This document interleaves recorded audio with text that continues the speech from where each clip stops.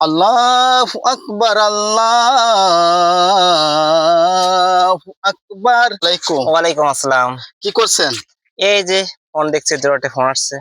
জরুরি ফোন ভাইয়া, ওদিকে আজান দিছে যে। হ্যাঁ ভাই, আজান দিচ্ছি, আমি আসবো ভাইয়া। চলেন, আমার নামাজের সময় হয়ে গেছে, চলেন। আচ্ছা ভাই, আসছি তো, একটা ফোন দিয়েছে তো। আপনি যে একটা ফোন দিয়েছেন এটাকে আপনি ইম্পর্টেন্ট ভাবছেন, কিন্তু মসজিদে আল্লাহ পাক আপনাকে ডাকছে নামাজের জন্য। পবিত্র কোরআনে বলা হয়েছে সময় মতো নামাজ পড়তে। এই জীবন কখন ফুরিয়ে যাবে, আপনি আসুন নামাজ পড়তে উঠুন। আচ্ছা ভাই, আমি আসছি তো, আমি আসছি, আপনি যেতে লাগেন ভাই, আমি যেতে লাগেন। ভাইয়া, এই যে আমাদের নিঃশ্বাসের কোনো বিশ্বাস আছে? বলুন, আছে? না ভাই, না। না। মানুষ কখন এই দম ফুরাই যাবে, কিন্তু আল্লাহ পাকের ইবাদত যদি আমরা না করি, এই হিসাব আমরা কি করে দিব কবরে?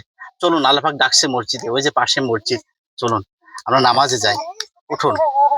ভাই আসলে কি, এরকম ভাবে তো কখনো কেউ বোঝায়নি, তা আপনার কথা শুনে আমার মনটা গলে গেছে। তাই 1 মিনিট দান ভাই, আমি আমার একটা ফোন রিসিভ করে আমি আসছি। ঠিক আছে ভাই, তাহলে আমরা সময় মতো নামাজ পড়বো আজান দেওয়ার সঙ্গে সঙ্গে। দেখেন, একটা ফোন যখন আপনার আসছে তখন কিন্তু আপনি ফোনটা রিসিভ করার জন্য খুবই ব্যস্ত হচ্ছেন।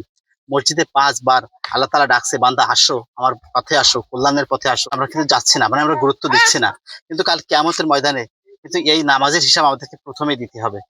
তাহলে আমরা 5 ওয়াক্ত নামাজ পড়বো ইনশাল্লাহ। হ্যাঁ ভাই, অবশ্যই আস- পড়বো। যাক, এখন ফোন রেখে দিই। ঠিক আছে ভাই, আসুন আমরা নামাজ যাই।